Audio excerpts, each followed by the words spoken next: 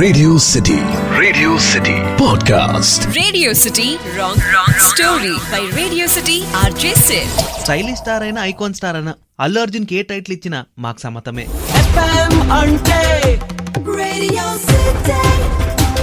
మదిలో Hyderabad city FM అంటే radio city 91.1. నేను సిడ్.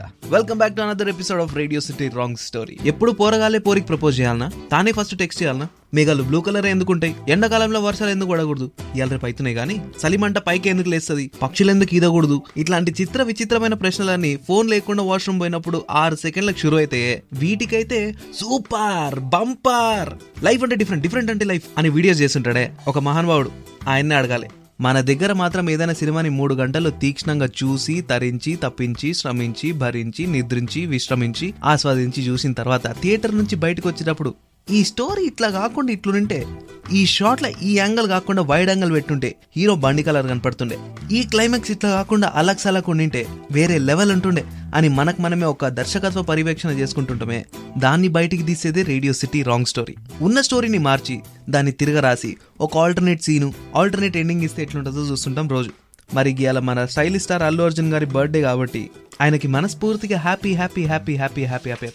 బర్త్డే చెప్పేస్తూ నిన్న చూసినాం కదా పుష్పరాజ్ ఎంట్రీ. ఆయనతో గ్లిమ్స్ లోనే ఏం యాక్షన్ చూపించిరబ్బా, కడుపు నిండిపోయింది బంగారం. ఈసారి నుంచి ఆయనని స్టైలిష్ స్టార్ అల్లు అర్జున్ తో పాటు ఐకాన్ స్టార్ అల్లు అర్జున్ కూడా స్క్రీన్ నేమ్ పెట్టేసిరు కదా, తప్పలేదబ్బా.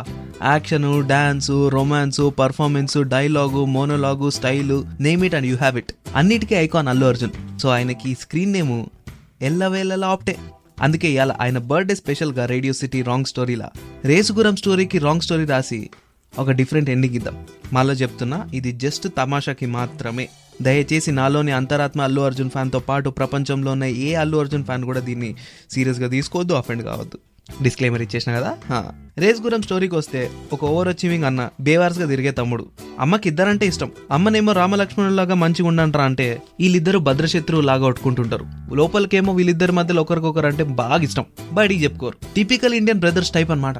అన్ననేమో ఆల్రెడీ పోలీస్ ఆఫీసరు, తమ్ముడేమో ఈ దేశం నా వల్ల కాదురా బాయ్, నేను ఫస్ట్ అర్జెంట్ గా ఫారిన్ వెళ్ళిపోవాలని చెప్పేసి పాస్పోర్ట్ కోసం ఎదురు చూస్తుంటాడు. సిన్సియర్ గా పోలీస్ ఆఫీసర్ గుండి ఏ తప్పు చేయని బ్రదరు ఏదో పొలిటికల్ రీజన్స్ వల్ల ఇంకేదో ప్రాబ్లంలు ఎరుక్కుని జాబ్ పోగొట్టుకుంటాడు. పాపం తమ్ముడు అనేటోడు ఊకుంటాడా? విలన్ని దంచి కొట్టి నారదిస్తే డైరెక్ట్ గా హీరోని అటాక్ చేయలేడు కాబట్టి ఇంటి మీదకి వస్తాడు. దీనికంతా కారణం తమ్ముడైన అపార్థం చేసుకుని తమ్ముడిని ఇంటికి వెళ్ళి బయటకు వెళ్ళగొడతారు. దీన్ని సీరియస్ తీసుకుని తమ్ముడు ఈ పొలిటికల్ ప్రాబ్లం కాస్త చిలికి గాలివాని గులాబీ వాళ్ళేది కానీ పెద్ద పెంట అయిందని తెలుసుకుంటాడు. దీన్ని కంట్రోల్ తీసుకున్న తమ్ముడు బ్రెయిన్ వాడి మేకేవేష్ పేరుతోన్న పోలీస్ ఆఫీసర్ అయి బ్రహ్మి మావో బ్రోని బొడి కొట్టించి బిస్కెట్ చేసి విలన్ ప్రాపర్టీస్ అన్ని నాశనం లేపి ఏప్రిల్ ఫూల్ అంటాడే. ఇక్కడ ఇట్లా కాకుండా ఇంకో ట్విస్ట్ ఇద్దాం. ఇక్కడ దాకా జరిగిన స్టోరీని అట్లనే ఫ్రీజ్ చేసి Allu Arjun alias lucky in-law నేను నిజంగా పోలీస్ ఆఫీసర్ కాదు, ఒక్కరోజు పోలీస్ ఆఫీసర్ ని, అది కూడా నాకు క్యాన్సర్ గానీ అల్సర్ గానీ లేదు అని చెప్పే లోపల ఇంకో ట్విస్ట్ వస్తుంది. ఫ్రేమ్ లోకి ఇంకో అల్లు అర్జున్ వస్తాడు. తన పేరే రామ్, లక్కీకి ట్విన్ బ్రదర్ అనమాట. నిజానికి పోలీస్ ఆఫీసరే స్పెషల్ టాస్క్ ఫోర్స్ లో ఉన్నట్టు. ఈ విషయం తెలవంగానే ఆ పోలీస్ డిపార్ట్మెంట్,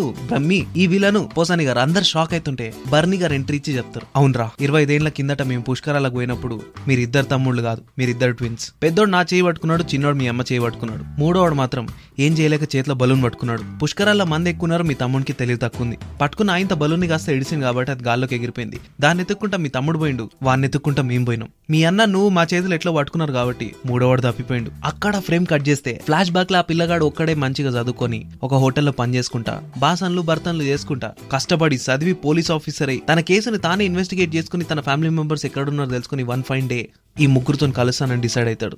అక్కడికి రేసుగురం ఎండ్ అవుతుంది. టైటిల్ కార్డ్ వాడితే సినిమా పేరు కూడా మారుతుంది. ఇది పార్ట్ 2 అనమాట. ఈ లోలో ఎక్కడ స్టార్ట్ అవుతుంది అంటే డాడీ ప్రాపర్టీ ముగ్గురు మధ్యలో ఎట్లా డివైడ్ చేయాలని చెప్పేసి. ఇది ఇయాల్టి Radio City wrong story Allu Arjun గారి బర్త్డే స్పెషల్ గా. ఇంకా మస్తు ముచ్చట్లు మాట్లాడదాం. ఇట్లానే నువ్వు కూడా రేడియో సిటీ రాంగ్ స్టోరీలో ఆల్టర్నేట్ ఎండింగ్ సీనింగ్కే ముచ్చట్టుకున్నావా? అయితే @రేడియో సిటీ RJ నా ఇన్స్టా, ఫేస్బుక్, ట్విట్టర్ ఐడీస్ లో DM చేసి చెప్పేసి ఏ స్టోరీ, ఏ ట్విస్ట్, ఏ రాంగ్ స్టోరీ సిటీకి అంతా వినిపించేద్దాం. అప్పటిదాకా ఇంటుండు మదిలో హైదరాబాద్ సిటీ ఎఫ్ఎం అంటే రేడియో సిటీ 91.1. నేను Radio City podcast.